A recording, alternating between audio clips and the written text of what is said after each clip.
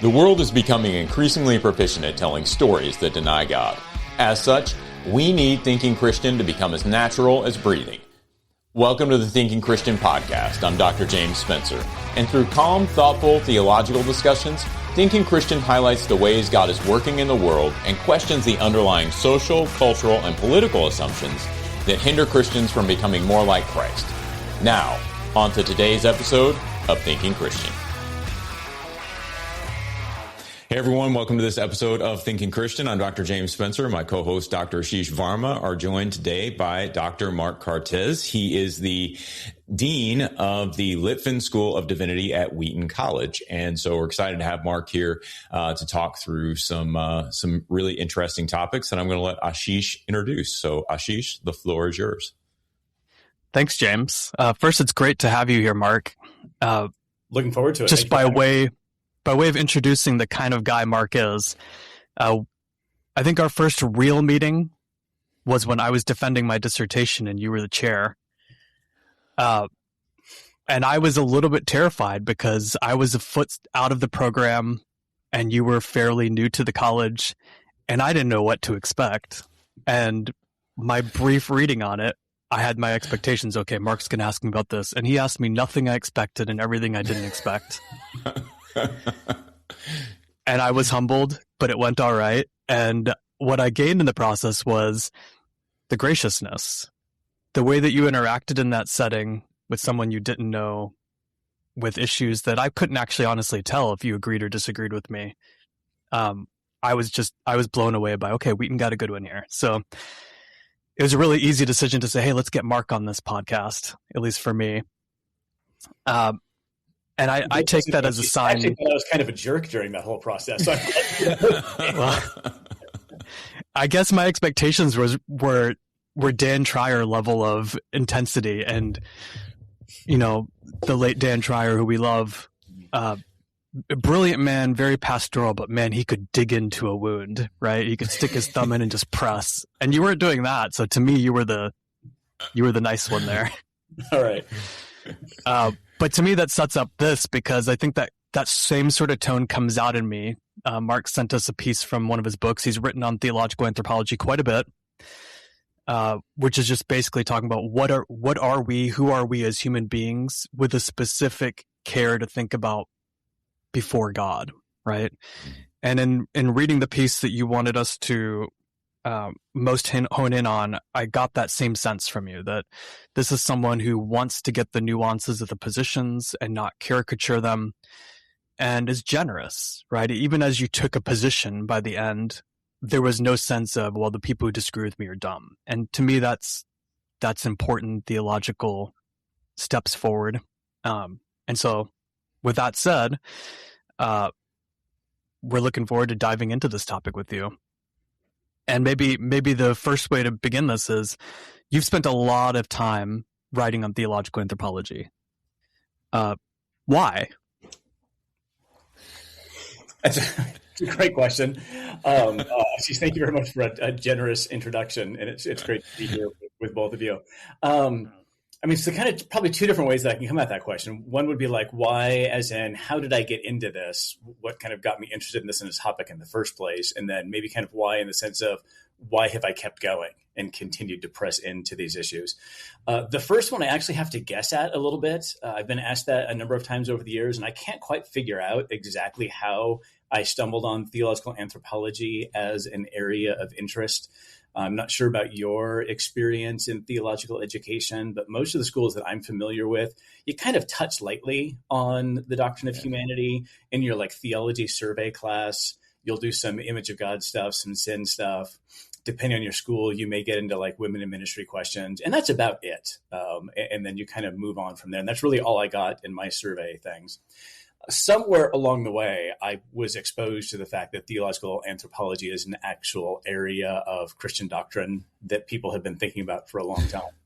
And what immediately grabbed my attention, my first career was actually in youth ministry. I did middle school and high school ministry for about 10 years before I went in an academic direction. And I guarantee it was the connection between what I was doing with teenagers and the issues that you're dealing with in anthropology that got my attention. The doctrine's all about things like identity and race and your body and sex. And I'm like, okay, so you're telling me there's a doctrine that really is just about youth ministry and the kinds of things I wrestle with. Like, okay, sure, I can do this all day long. This sounds outstanding. So that's the thing that kind of grabbed my attention and pulled me in this direction initially. From there, I think it's just a simple matter of the fact that humans are fascinating. And you can, I'm really not a specialist by nature. I actually do tend to move around in topics a fair bit. So I think it's funny that most of my writing has been on one particular doctrine, but I do think it's because of how fascinatingly complex humans are. And you can stay in the area of kind of thinking about what it means to be human and constantly be bumping into new issues and new questions. And a number of the discipline kind of subtopics within anthropology are constantly moving, particularly in this cultural moment we find ourselves in. So just trying to keep up with everything that's happening keeps you from getting bored. So I think it was the youth ministry connection early on. And then it's the fascinating and constantly shifting nature of the conversation that I think has kept me engaged. It's interesting. Like when I think about, well, I've not done a ton in theological anthropology necessarily, but my experience was the same as yours. Whenever it was addressed, it was a light touch. It was sort of like, here's theological anthropology and angelology all in one lesson, and we're done now. Right. But I think where I've kind of come back around to it is through the work on faith and the intersection with technology. And especially today, how does theological anthropology inform the way that we should also think about technology? How is it that we're losing humanity, and how would we ever know that if we don't really understand who we were in the first place, that kind of idea? And so I'm wondering how much of your work is sort of being informed by that discussion or influenced by that discussion nowadays, or is that at all an emphasis that you're exploring? It is. Some of the writing I've done on technology was before generative AI really took off and began to dominate conversations about anthropology and technology. So my work earlier on was more around the post-humanism, transhumanism conversation, where some of the theological resources are similar, but as is often the case in these different subtopics in anthropology, they have their own subtopics that all require kind of discrete answers in there. But I like the way you framed it, in that with a lot of these conversations, I find myself, my role often is to get people to slow down a little bit and to realize that there are deeper and prior theological questions that we haven't actually answered yet, at least not explicitly and in a way that requires kind of careful nuance and thought that we actually need in order to wrestle with these things. So like I just hear people routinely making really confident claims in the technology space about like, we can't do X because X will make us less human. And then I'm wrestling with well, how do you know that? Like, what is your kind of theological way of answering the question of what does it mean to be human that is actually informing this claim that you have that this thing is going to make us somehow less than the human thing that you have after.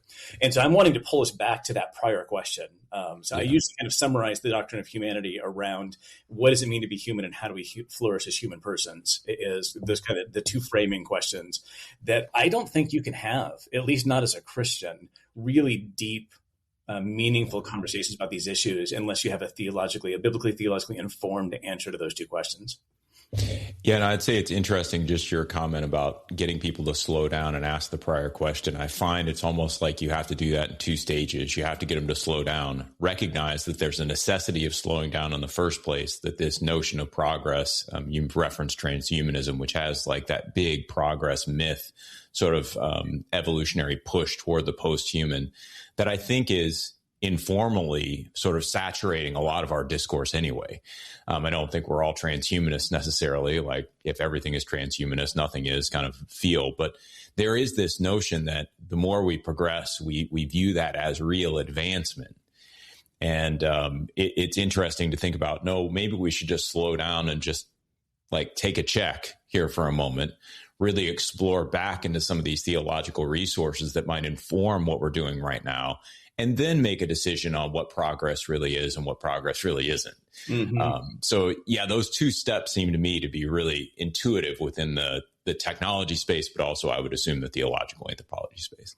Yeah, absolutely. And so like one of the things that I will sometimes do in getting people to slow down is I'll point out, like, so let's think in technology and kind of transhumanist terms, that there are actually Christian theological resources that would push against the instincts that many of us have, at least in the starting point in this conversation. So like I hear people routinely referring to the goodness of human embodiment and therefore we shouldn't, and then fill in the blank here, kind of transform or change bodies in various kinds of ways. And yet you think about the kind of the history of Christian reflection on the nature of the resurrection and the transformation of human existence eschatologically, where a lot of it has to do with the fact that, sure, we're resurrected into embodied forms, but we anticipate having transformed bodies in some significant way that transcend our current experience of the limitations of these bodies that we inhabit and experience now. And then I just kind of asked, like, why wouldn't that actually lend support to a transformist agenda where we're just seeking to transform bodies, not in a way of trying to like bring about the resurrection, but with imaginations that are shaped by the fact that we have eschatological bodies that are going to transcend current limitations. So let's seek to live in ways that are informed by that. Now, I'm not saying that's a good way to think, but it's a Christian theological resource that actually pushes against an intuition that we too quickly put on the table. And I find that if we can do that, then people can go, oh, hold on now. I actually have two different sets of intuitions, and I'm relying on one of them and not the other one. And is that the right way to do that? That's the kind of move that I find gets people to kind of pull back and realize that these questions are more complicated than they realize they are. I'll admit, I often think they actually, I want them to land where they started. Yeah. But with a much deeper and firmer theological foundation that gives them a more nuanced way of engaging the conversation. Yeah, it's interesting. I just wrote a piece for Doug Estes is doing a project on 40 Bible passages related to AI. And so I just did a piece on David's armor in 1 Samuel 17 and kind of talked about this notion of David setting aside Saul's armor, which was the technology of the moment, but saying that that passage is not intended to say Israelites should never, ever wear armor. And so we've got to have a more nuanced understanding of what's going on here. Why is it that setting the armor aside in this moment is important? What does it say theologically? How is the narrative trying to frame it up? And then thinking through how that idea might then extend beyond that narrative and help us discern when to pick up technology and when to set it aside. But it's a more nuanced, it is difficult to think that way, right? Because your criteria get real fuzzy and your boundaries are not set anywhere, right? And so it's sort of like, how do you really explain that to people in a way that they are going to be helped, as opposed to just going, so I can pretty much just set my own boundaries and do whatever the heck I want. That'd be fantastic. Anyway. In one sense, chaotic and confusing in another sense. You're right. Yeah, I find it fascinating to listen to the way you guys are talking about the technological piece as it relates to humanity, because I think what subtly comes through is why it's actually really important to think about theological anthropology. It can be an easy thing to just say, well, what matters is the conclusion. Do you have the right doctrinal claim? Do you have the right sort of conclusion about what it is that we're supposed to say about image bearers and so on and so forth? But what you both are sort of teasing out here is that the process is important, but that actually says something about who we are, right? That we're not ultimately just defined by the conclusion, but how do we get where we're going? And sometimes having the same conclusion that maybe we should take a step back and slow down with regard to how optimistic we are about AI doesn't mean that there isn't an important work of evaluation to do there about our assumptions of what it means to even be a person in the first place, right? I mean, I think here of the legendary coach of the Chicago Bulls, Phil Jackson, used to always tell his players that our goal is obviously to win the championship, but every moment of the regular season matters because it's a 1,000-step journey, and every one of those steps is going to get you somewhere. that actually makes it more likely that you're going to win the championship at the end, or at least put yourself in a better position. Well, in this case, the slowing down, the thinking through, the questioning of our assumptions, the interrogating of why maybe thinking about it a different way might ultimately lead us to a similar conclusion, but that conclusion is different just from the process, right? Yeah, I mean, I'll admit I'm a Blazers fan, so that analogy hurts just a little bit from back in the day. Sorry about that. But yeah, absolutely. I try to be a little bit careful. Like, there's a way of doing the process versus the product move where if we're not careful and make it all about the process, then you almost get the impression that like where you end up doesn't matter as long as you're kind of going about it in certain kinds of ways. And I know that's not where you're going. Like, I will admit, I tend to think more in terms of process and direction than I do product. I don't like product because it makes it sound like there's a point at which you're done. And I'm just not sure that in theology and any doctrine, but particularly not when we're understanding something as complicated as the human person, that you ever actually end up at a product in the sense of like an arrived at conclusion that you're just done with. But I absolutely think you're right, that the way we go about answering these questions is something that we are sometimes insufficiently attentive to. And so we have a confidence in our direction or our answer that I actually think is misplaced because we haven't gone through the process in the way that is needed for this kind of an issue. Yeah, I'm thinking for a theological analogy, one of my professors in grad school, Steve Spencer, he used to throw out that often criticism of academic theology, that all we do is we sit around and we debate how many angels stand on the head of a needle. And he'd say, as far as I know, no one has ever actually asked that in the scholastic setting, but I think we actually should ask it. And then he would go into this large discussion of think about what's entailed by that question. The question here is, if we tend to think in these material and immaterial terms, we tend to think that humans embody the material realm and angels are some sort of immaterial spiritual beings. Theoretically, that means that they're not limited by the reality of two objects occupying one space at the same time, right? So how many of them could dance on the head of a needle? And I think what that's getting at here is that what might have sounded like a silly question that's often caricatures for academic theology is actually saying, yeah, in the moment, certain questions might seem very academic, right? Did Jesus take on fallen human flesh or did he not? But there is something going on in terms of implications, something going on in terms of questioning our assumptions that guides us to begin to think about that process as, oh, maybe I'm bringing more to this conversation than I realized. And I think that's precisely where we begin to think, hopefully, maybe this isn't too fine of a question. Maybe this isn't too academic of a question. Yeah, so I often encourage my students to think through what they mean when they say that theology ought to be practical. Which there's an important sense in which I want to agree with that, but that's another one that I want to think through a little bit longer before we affirm that too confidently.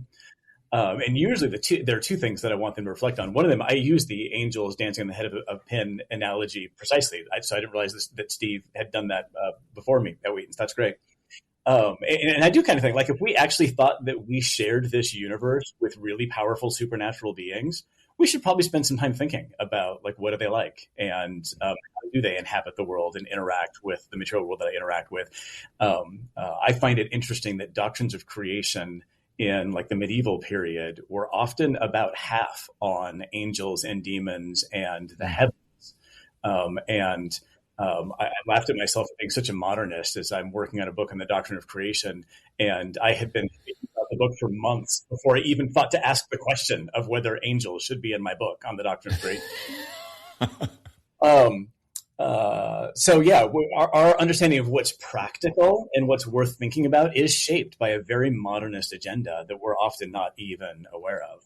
And then, of course, I also want them to think about the fact that some things are worth knowing just because they're valuable and worth knowing. And I don't have to have a practical end for wanting to get to know my wife better just because my wife is amazing and I ought to want to know her better because I love her, and knowing her better will lead me to love her more, which will lead me to knowing her better. And there's a lot of theology that ought to work that way. But I really do want to shortcut kind of the hubris of thinking that we know in advance of asking a question whether the answer is going to be practical or not, because I think you often don't know that until you've had an opportunity to wrestle through the question. And I do think there's a lot in theological anthropology that works that way.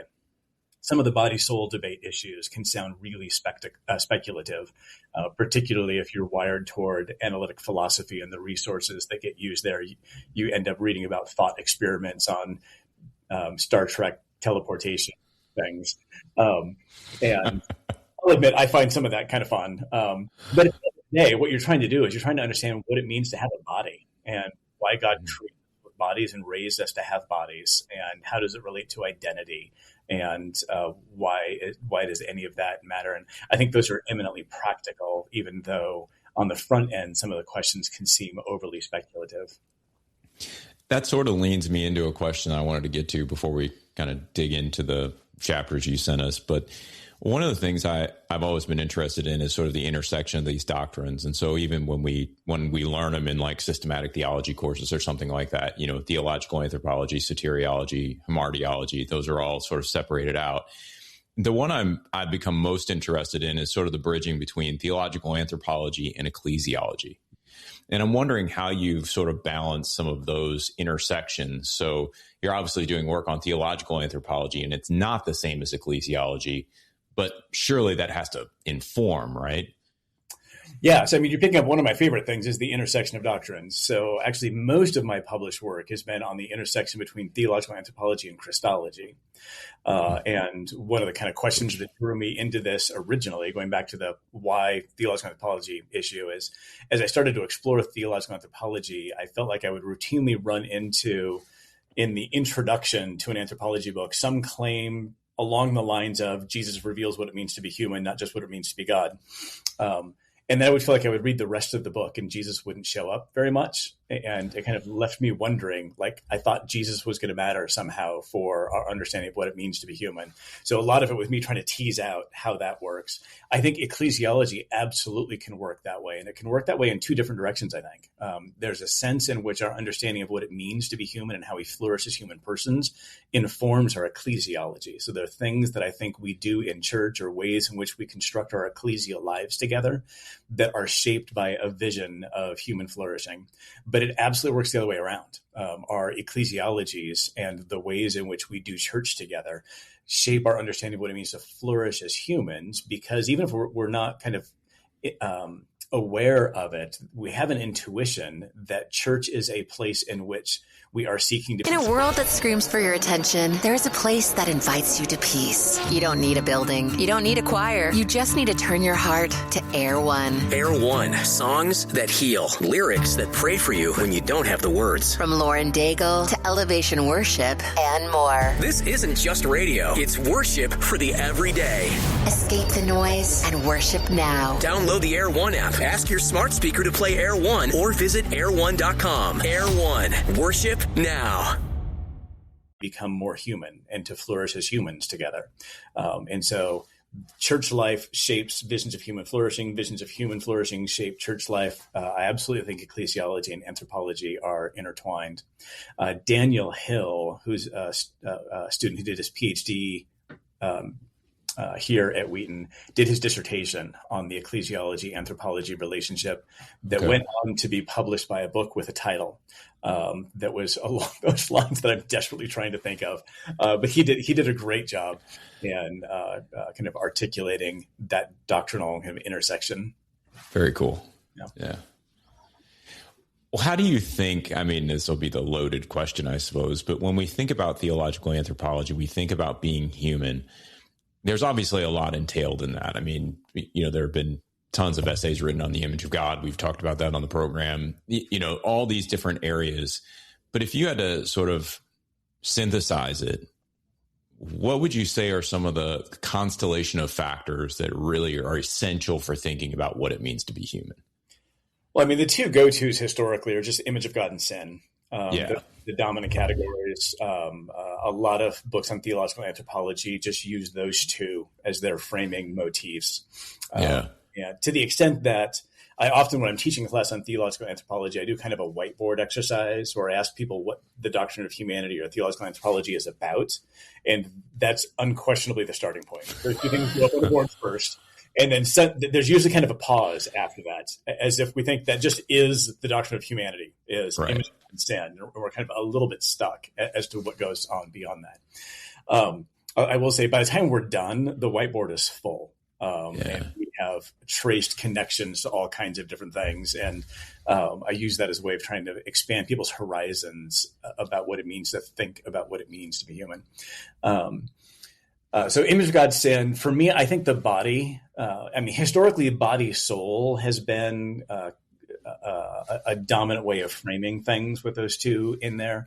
Given the sets of issues that we're dealing with today, I don't want to neglect what the tradition has wanted to do with soul language and spirit language. But I do think we need to think really deeply and carefully about what it means to have a body. What is embodiment about? Why was it good? What happened to bodies in the fall? What's going on with the resurrection? And how should that and shouldn't that shape the way that we think about the bodies that we inhabit now? So I think that's a primary consideration.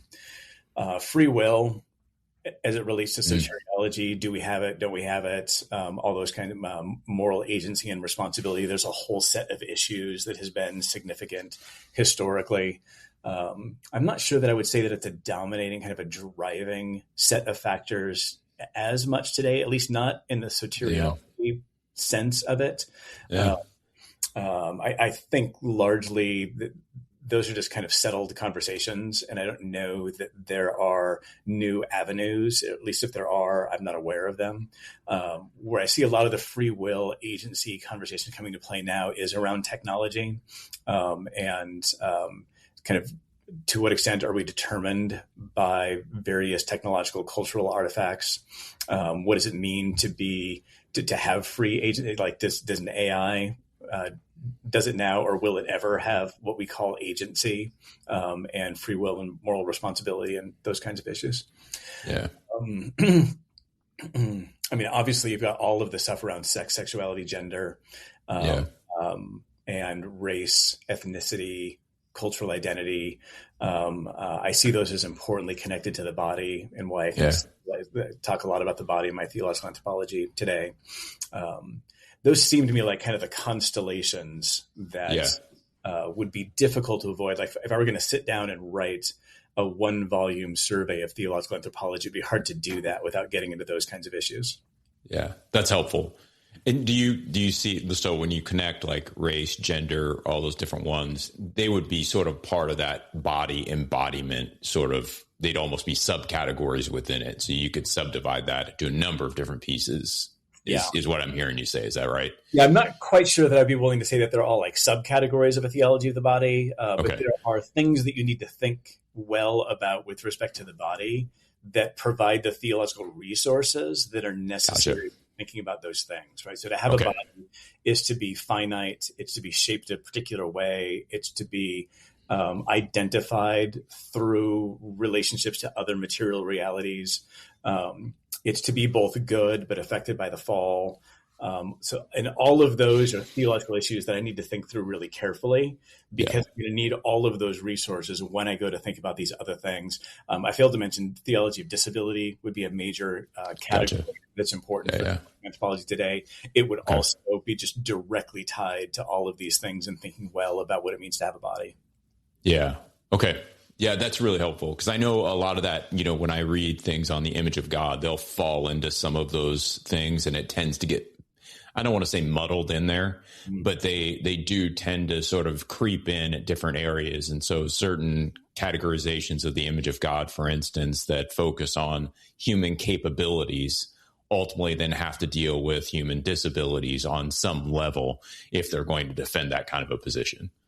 Yes. I think any view of the image of God ought to be able to think well about all of these kinds of issues. Yeah. So going back to what Ashish said earlier, that when I write on the image of God, I try not to spend a lot of time arguing against other views of the image. And I have written at times on, all right, if you're going to have this view of the image that I actually don't think is the best way to think about the image, but if you're going to go there, then let's think together about how are you going to handle issues around disability and whatnot.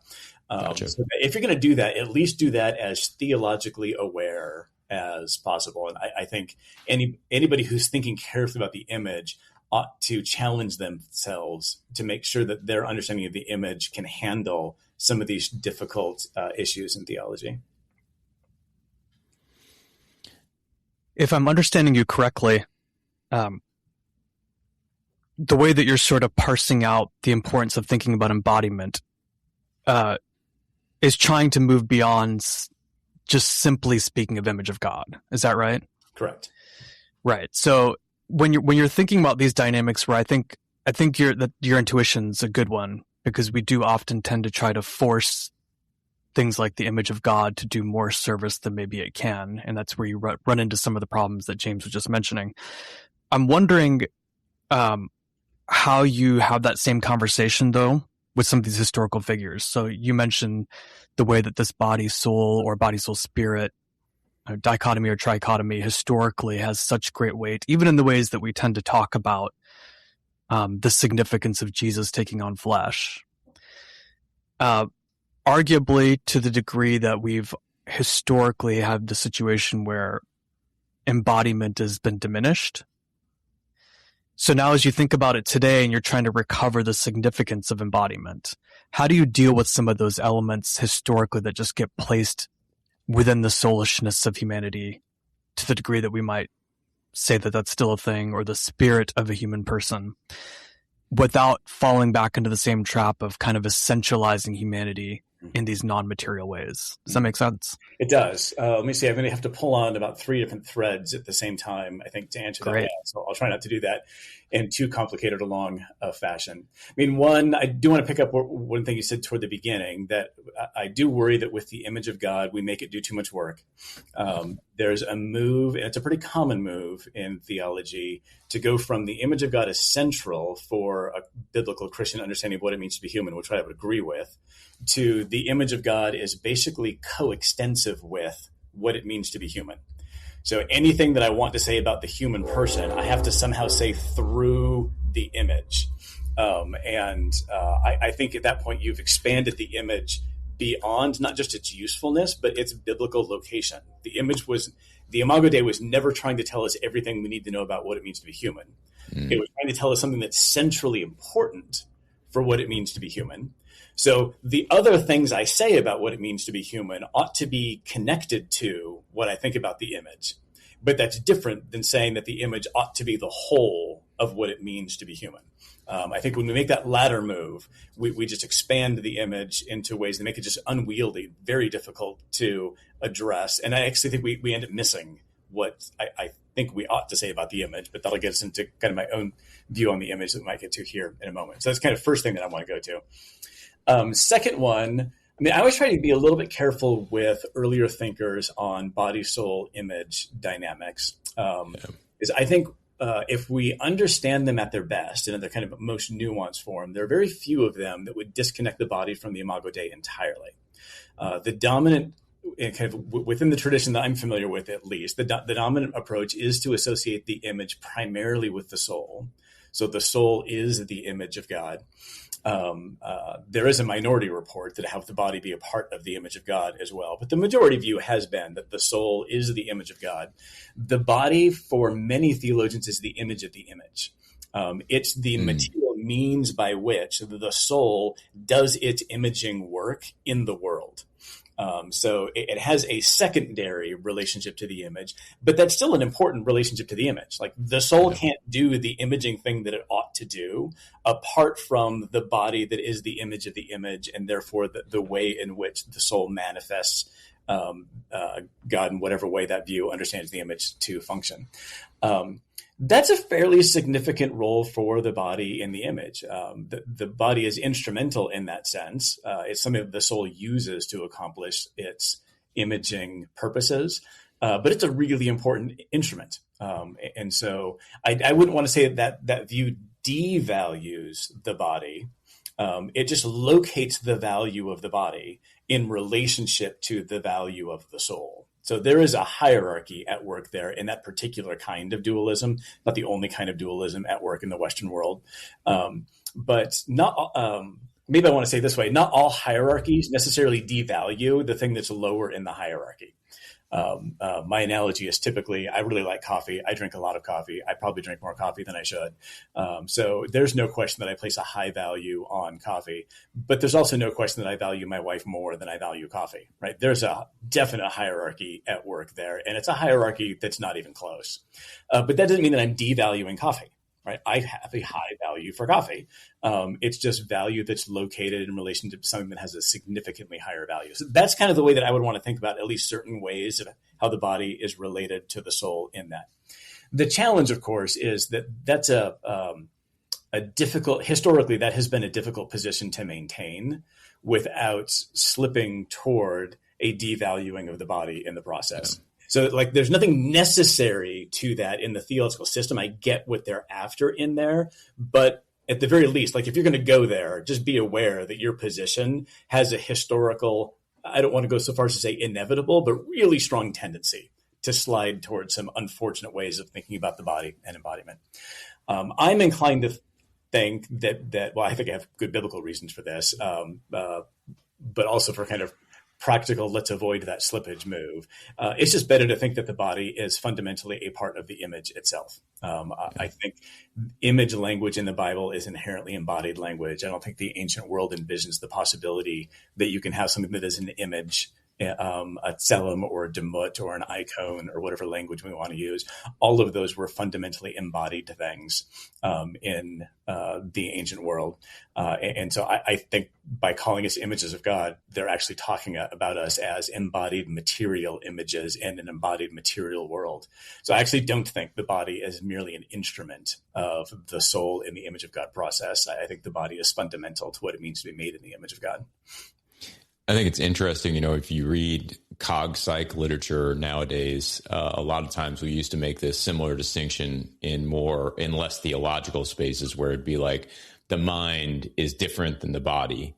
And now it's moving back to something that's a little bit more like, no, we can distinguish the mind from the body, but they're basically the same entity and organism. And that's almost what I hear you saying is this hierarchy between soul and body can create some slippage.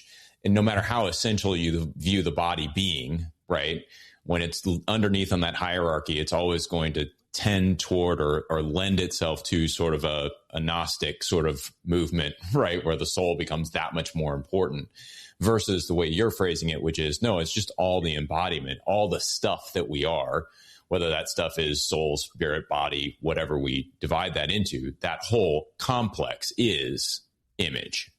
Am I hearing that right? That's largely. I paused when you said the is, because I still wouldn't want to say that the image is says everything that needs to be about what it means to be human. But understood. Yeah. It's the human person as the complex body soul creature that it is image of God. That is. Yeah. Good. And I mean, at the end of the day, if you push me hard enough, I'm still a dualist of a kind. I still think we are body soul creatures. I'm just significantly less hierarchical in my understanding of how that. So how do you think about the image of God? Sorry, Ashish. I'll ask. Go ahead. What do you think about the image of God? Because I mean, I've addressed it more from, I'm an Old Testament guy, so I've addressed it more from that sort of Old Testament exegesis sort of standpoint and haven't thought quite as much systematically, theologically about theological anthropology. So I'm kind of interested in the take, image of God. What is it? How does it function? What's your take on it? Yeah. So my shorthand, and we probably could do, I don't know if you'd be interested, we could do a whole different interview that's just on image of God and what I think it means. Great. I really do think, and I think it's particularly clear in the Old Testament, that the image terms and conceptual framework in the Old Testament are using idol language to describe a human person. Tselem and demut, your image and likeness terms from Genesis 1, are either just straightforwardly idol terms or at least in close constellation with the sets of terms that the biblical world used to refer to idols. And so to understand Genesis 1 well, you have to read it against the backdrop of what does it mean to be an idol in the ancient world. I actually think that's why theologians will often talk about the fact that those two terms are dropped into Genesis 1 without explanation or definition. And I sometimes get the impression that they think that means that we can do kind of almost whatever we want with them in that context. And my response is, well, no, that happened because those were well understood terms, particularly when used to describe a creature in relation to a divine being. There's virtually nothing else that language could be doing other than describing us as idol-like at the very least. And then if you dig into kind of what does it mean to be an idol in the ancient world, is you are the material means by which a divine being is quite literally manifesting divine presence in the world. And that is my shorthand now for what does it mean to say the humans are images of God, is we're the material means by which God is seeking to manifest his divine presence in a unique way in the world. And it's interesting because that already steps you toward, you think about the blind and deaf idols that are intended to represent, certain ancient Near Eastern gods, and the sheen that you would get off the metal that's sort of been hammered into that, and the glow and all that symbology. But for humans, there is automatically the next entailment is, well, we have choices, and so you can see how it already bleeds into some of these other areas you've talked about, I guess is my point, which is really fascinating. Yeah. Very cool. And also, I think why I emphasize the body so much in this, in that context. It makes sense. Yeah, you have to have materiality to be an idol. That's the concept wouldn't make any sense apart from being the material means by which, it's baked into the definition that you've got the materiality of the human body. Yeah. If there's nothing to shine the glory, then there really isn't an image. Yep. Yeah. Ashish, I'm sorry I cut you off earlier. Go for it, man.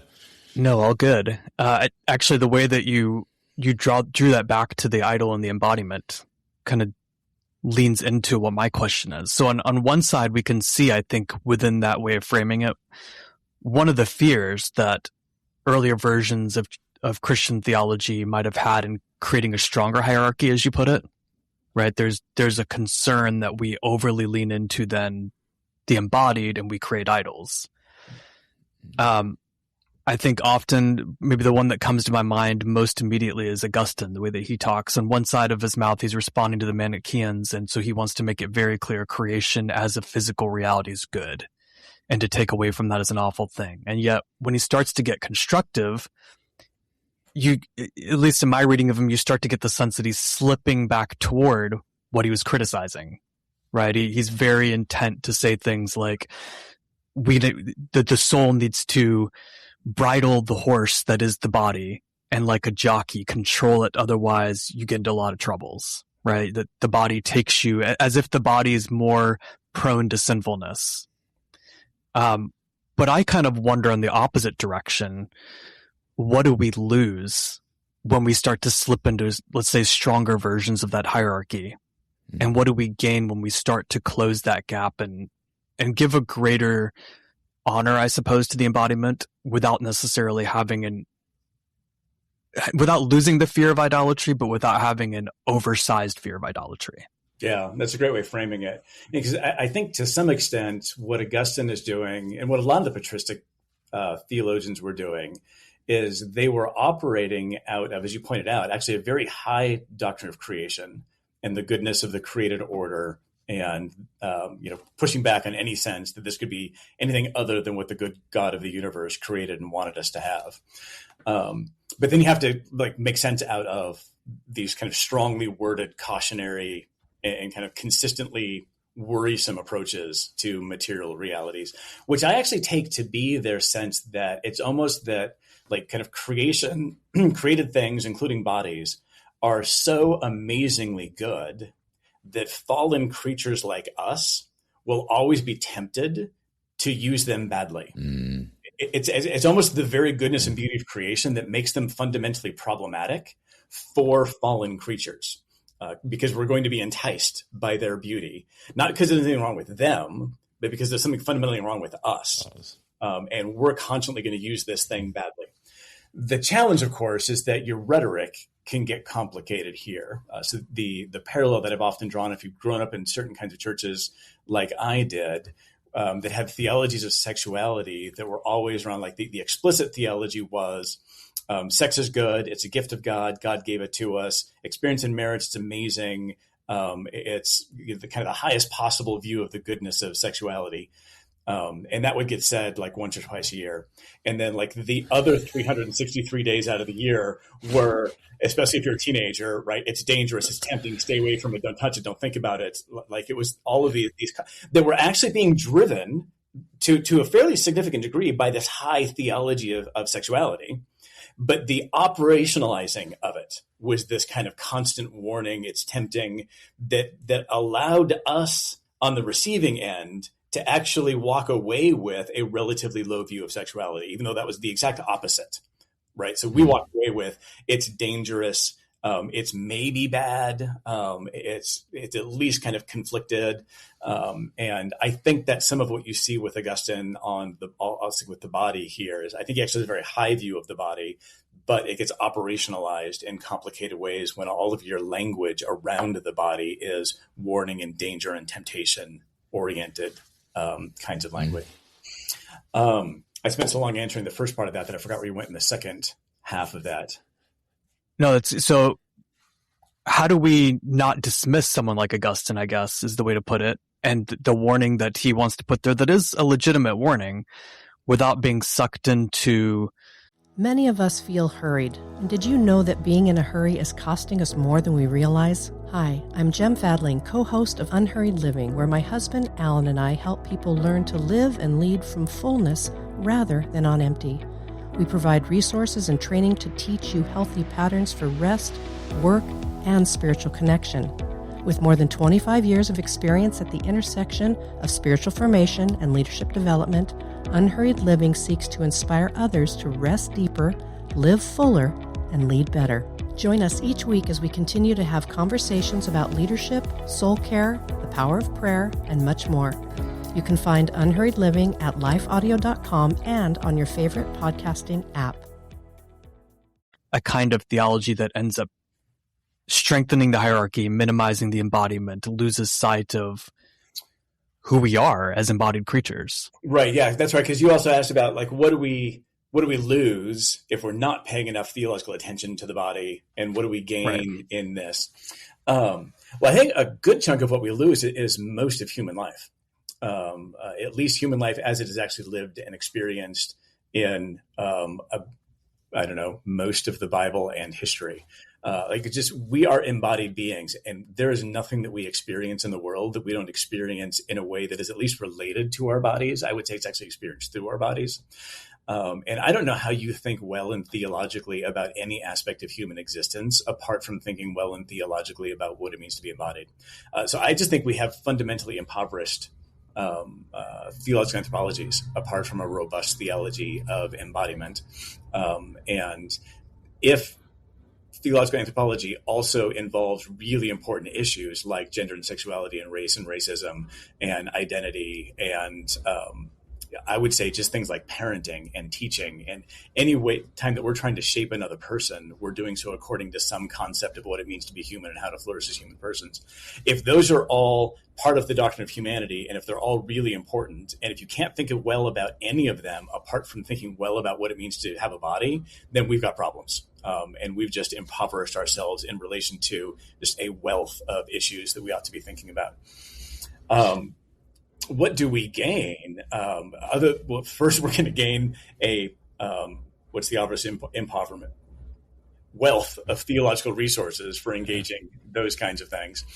I think we reconnect some stuff.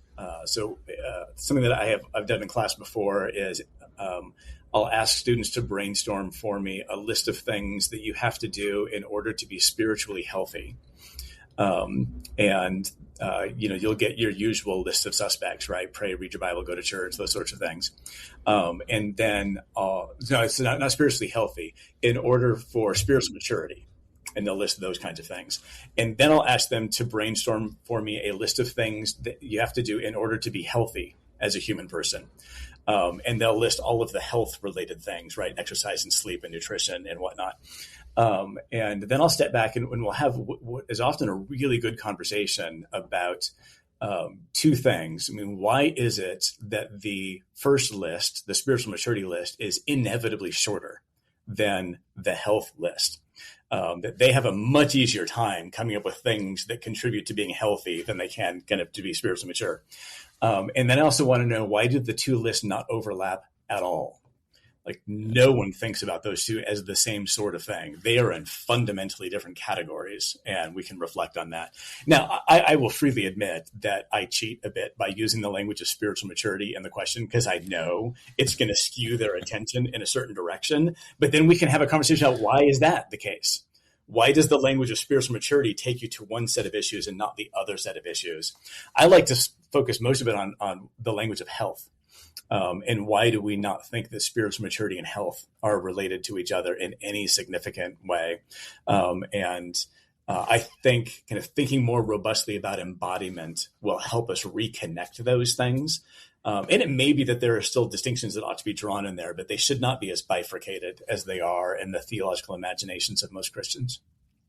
It's pretty fascinating because I came out of a health background, fitness background. So my bachelor's degree was in exercise phys, and then I was a personal trainer for a while. And, as I've gone through life and done theology and looked at discipleship and spiritual maturity and all these different things, what you find is that bifurcation is available almost everywhere. If you were to ask a student, what do you really need to do to study? They're not going to tell you, I need to get a good night's sleep. Like, those are almost always ancillary to what's going on. But the reality is, I think people are starting to come around to this idea that the body affects the mind, the body affects the spirit. Like, if you're not getting enough sleep, if you're spending all your time in front of your screen, if you're, all these different sort of things that have a diminishing effect on you and aren't good for you in high doses, right? Sleep deprivation, food deprivation, eating Twinkies all day, whatever it is. Like, these things are going to have that detrimental impact. And I think we're starting to get our heads around, maybe these things are more integrated than we've thought. Yes. And what I would like students to lean into a little bit more as well is that I think there's a goodness to caring for, I hate to say my body here because it makes it sound like it's not me, caring for myself in embodied sorts of ways. Yeah. I'm not sure why we can't think of that as a good in itself. Yeah. Oftentimes when we have this conversation, the first place that my students want to go in is, okay, well, it makes sense that I need to attend to these embodied realities because otherwise I won't be able to do the spiritual maturity stuff, right? If I don't get enough sleep, I won't be able to pray, or I'll fall asleep when I try to read my Bible, or if I'm not healthy enough, I won't be able to go to church, right? It's all instrumentalized on the body side of things because the only goods at stake are the spiritual goods. So the only thing the body stuff can be doing is help me achieve the only goods that are in view. And I want to say, no, there are goods on both sides of this equation. I don't want to downplay the reality of taking care of my body for the sake of doing the many things that God has called me to do in the world. But I don't know why I have to instrumentalize all of them and why it's not possible to think that, no, God gave me a body and he probably thinks that it's a good thing that I take care of I guess I don't want to say take care of the body because it makes it sound take care of myself in embodied sorts of ways.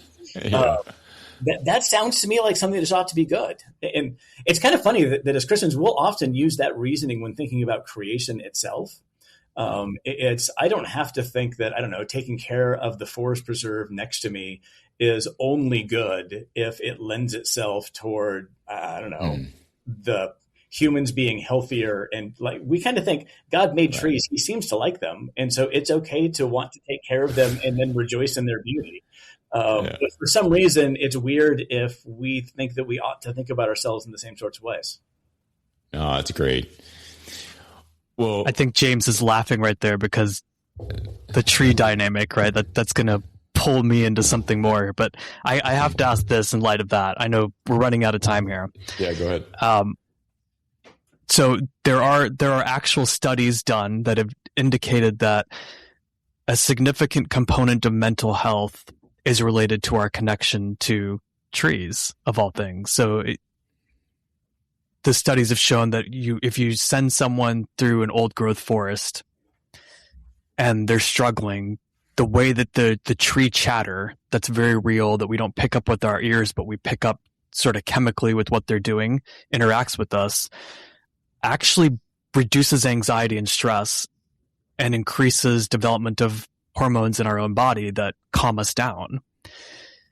And it seems like a small thing related to health, but then, knowing those sorts of things, then you go to scripture and you realize the frequency within which Jesus is appealing to these sorts of dynamics just to talk about the kingdom of God, or even the ways in which he himself is going to interact with the Father.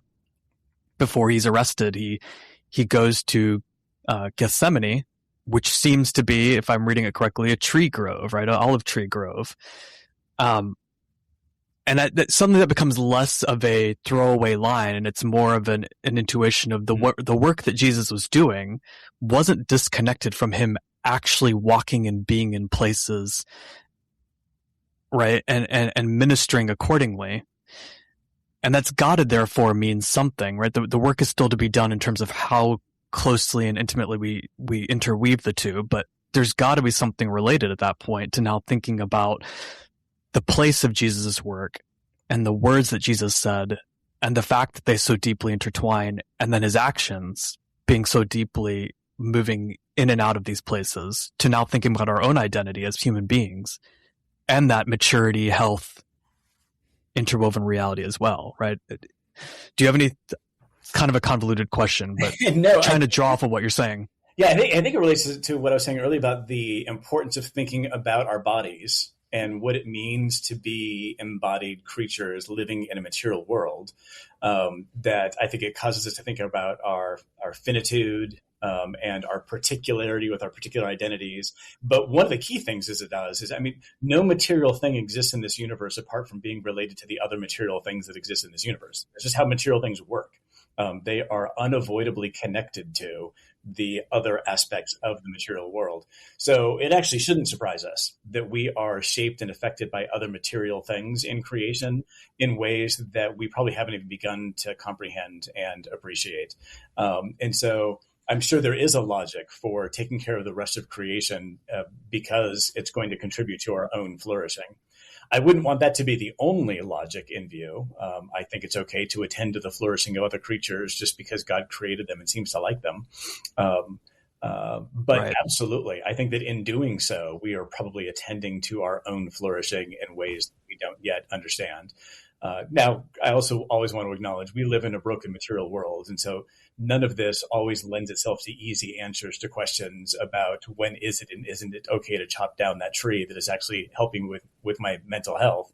But I also don't know that we can wrestle with that question well without thinking and attending carefully to what is that tree as a part of the created order that God has given us and has called us to inhabit faithfully. Yeah. Well, arguably wrestling with that is an element of maturity, right? Even beyond the health benefits it might have to my mental state. It is an element of maturity to begin to think about ourselves as creatures given in places, embodied, but also interwoven in these deep and meaningful ways so that what's good for them being the trees and the other creatures, is also good for me, but not just good for me, right? That there's that give and take. Yep, absolutely. Well, guys, it seems clear that we probably need to have another conversation. This was great, but we are absolutely out of time. And Marc, really appreciate you being here. This was fabulous. Really enjoyed the conversation, and would love to have you back if you're willing. I think a more robust understanding or discussion of the image of God would certainly help.